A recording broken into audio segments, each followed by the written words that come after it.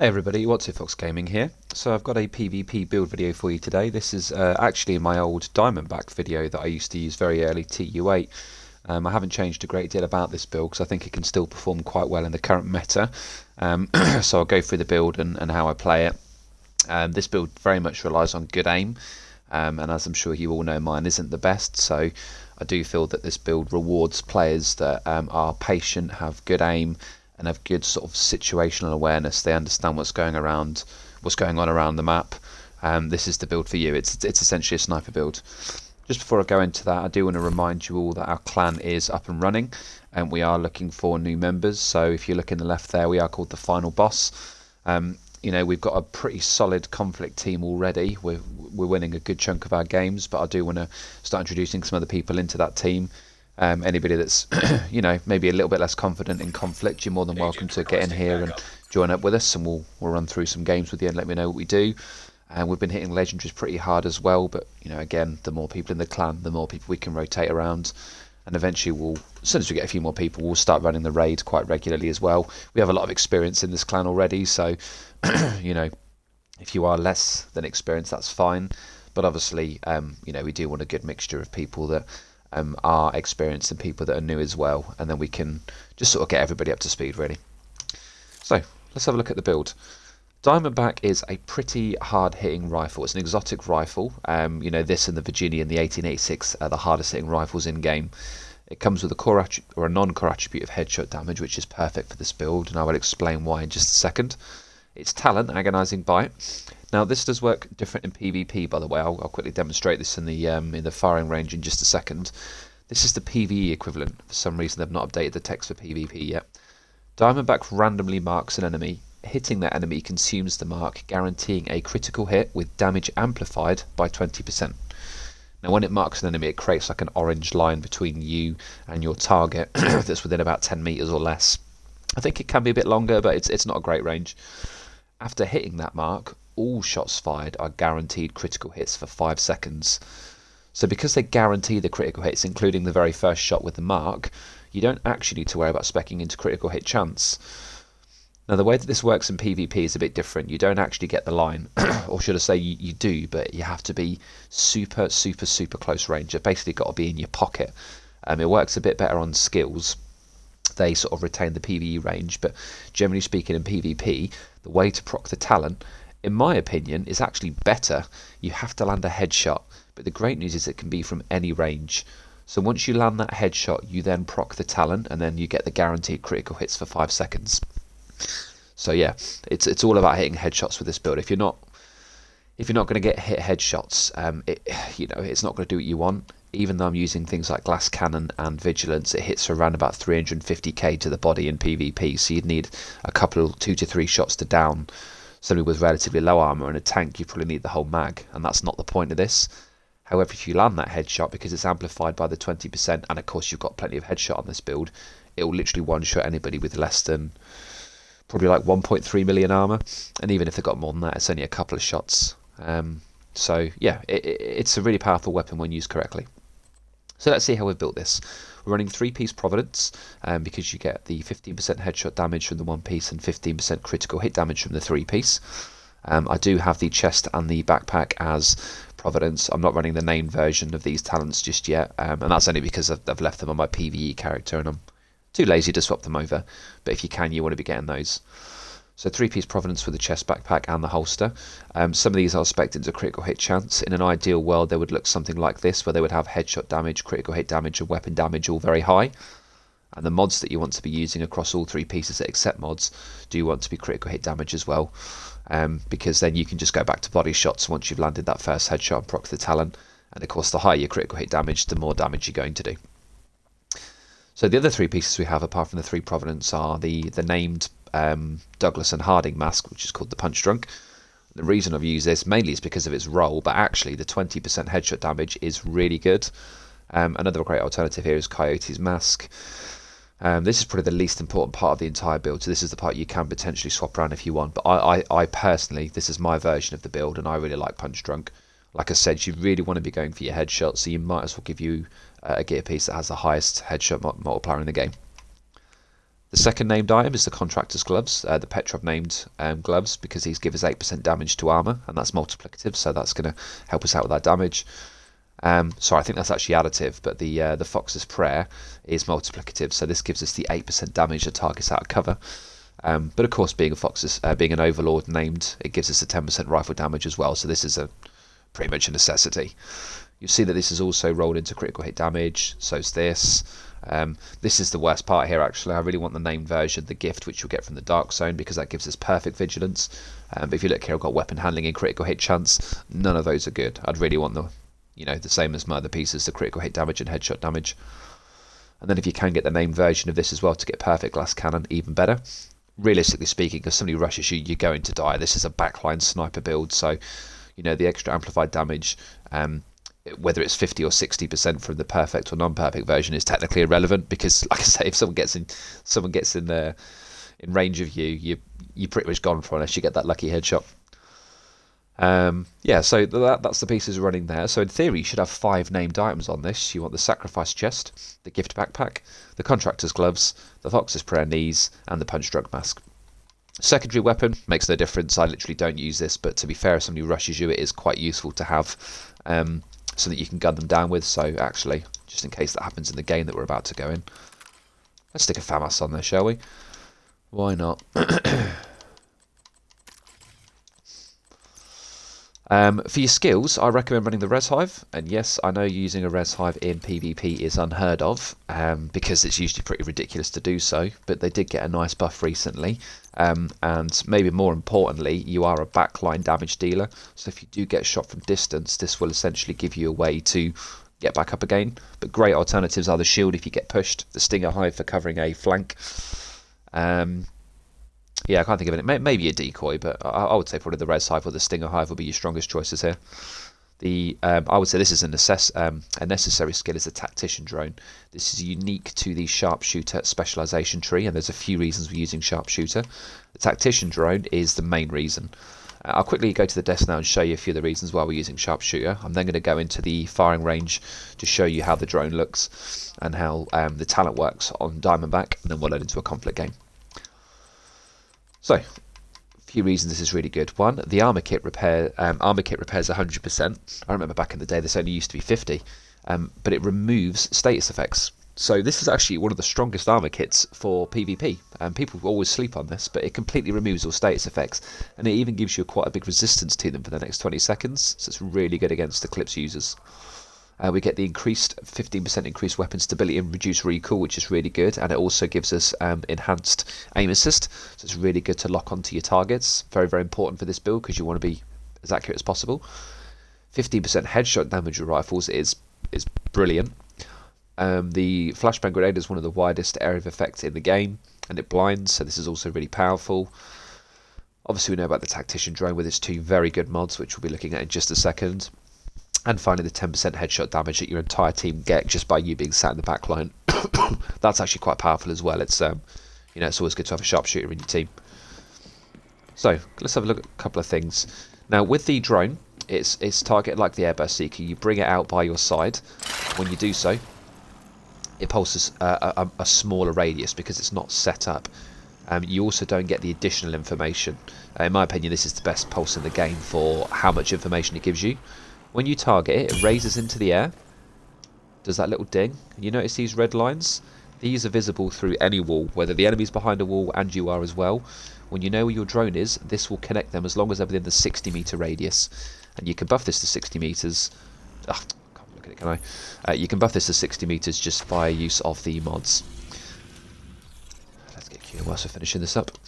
So you get the 15% duration mod and the 20% scan range mod. So if you look on the right hand side there, it's skill tier 0, we're sat at 60 meters.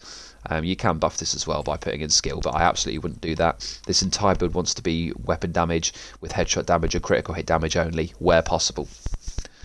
So yeah, this is used in a number of ways. For the most part, I will use it to cover myself more than indicate to my team where the enemy are. And I know that sounds a bit selfish, but you kind of have to be with this build. So I would usually have it behind me, or at least sort of maybe directly in front of me, because then you can see where those green beams are. Green? Where the hell did I get that from? Where those red beams are.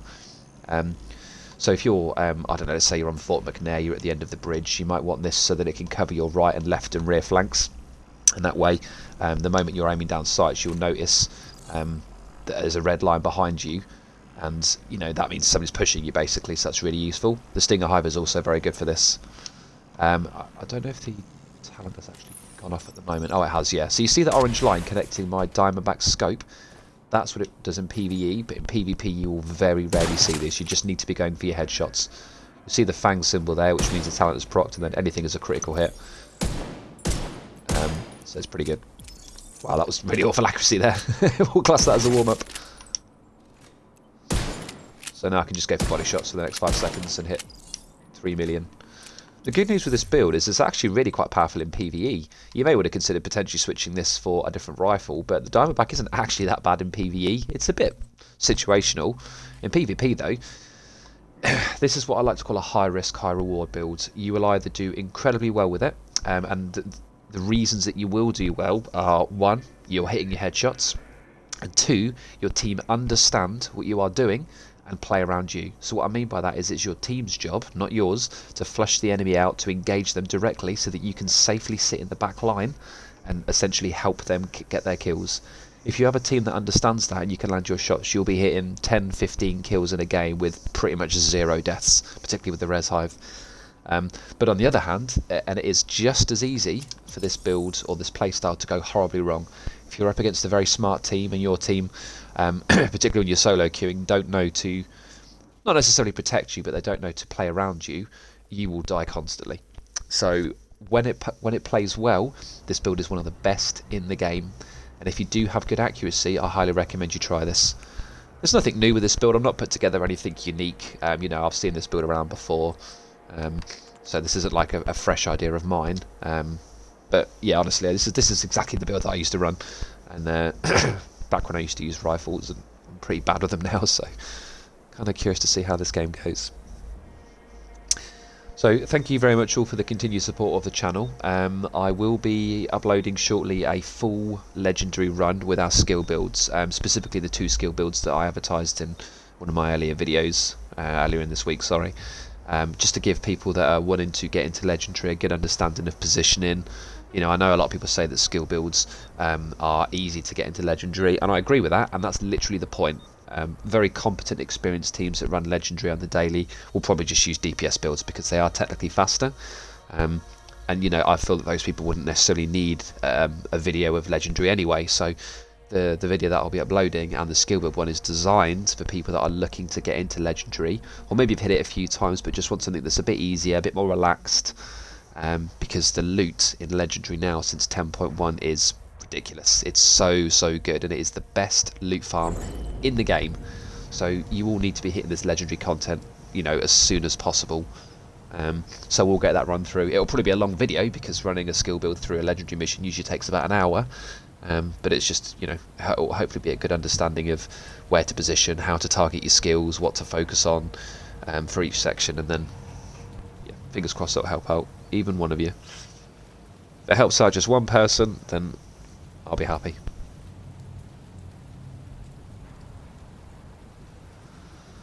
Probably should have inspected my opposition's loadouts really, but never mind.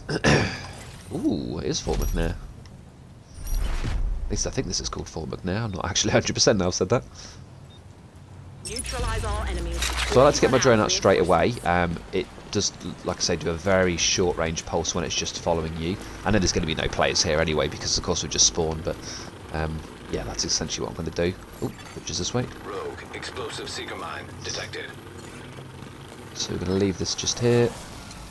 Sit on this.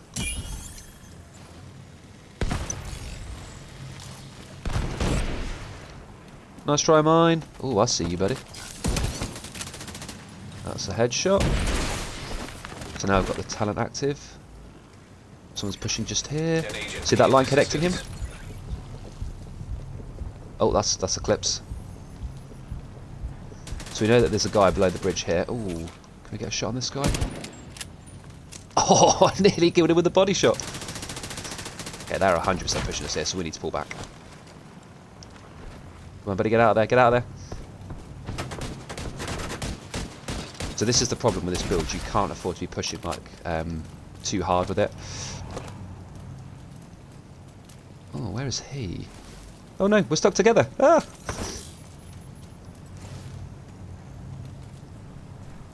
Someone's running across the... Oh, that's a skill coming across the bridge. So it literally targets everything for you. It's great. In fact, I'm just going to put it in the middle of the bridge. Wow, this is a very passive team. So look how far that's passing. This guy's in spawn. Screw it, I shouldn't have my team here, really, shouldn't I?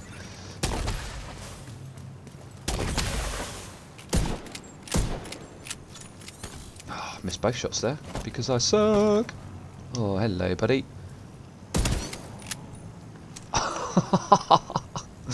Unlucky, dude. Unlucky. You don't ever peek a Diamondback user. Screw it, I'm going to push him. I'm not scared. It's happening. It's happening. Oh, that's bad news. That's bad news. Still got glass cannon. And this is why you do not push with a Diamondback build with glass cannon on. Run away. Assistance needed. Oh, come on. I was around the corner. Agent Hopefully my team will kill that incapacitated. guy. They did! Boost about Oh, to what a activate. hero. What a hero. Fantastic. So, now what I active. just did there is exactly what I should never do with this kind of build. What is that boost? You do not want to ever aggress with Diamondback. You need to be behind your team at all times because, one, you're giving them the 10% headshot buff, but more importantly, you know, I can't afford to take... If somebody threw a bit of wet tissue paper at me with this build, I would probably die. So, yeah, you do have to be very mindful of that. Allies are acquiring the boost. Allies have acquired the boost. Nice kill. Wow, I'm really not doing much here. That's my team doing all of the work. And the duration as well. Look at the duration of that. It just lasts forever. That's the very first one I put up when I started this game. The enemy is about to be pulled out. You're too strong for them. An agent needs assistance. I'm sorry, buddy. Oh, this is not good news. Oh, I got the lucky headshot off though. Woohoo! Right, drone's just run out, so let me get back into position so now I don't have that situational awareness. Oh, okay. down. I need to go help this guy, really.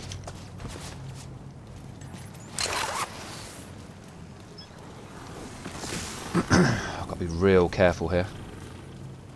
Because I know this guy just died literally to my immediate right. Oh, Seeker Mine, no thank you.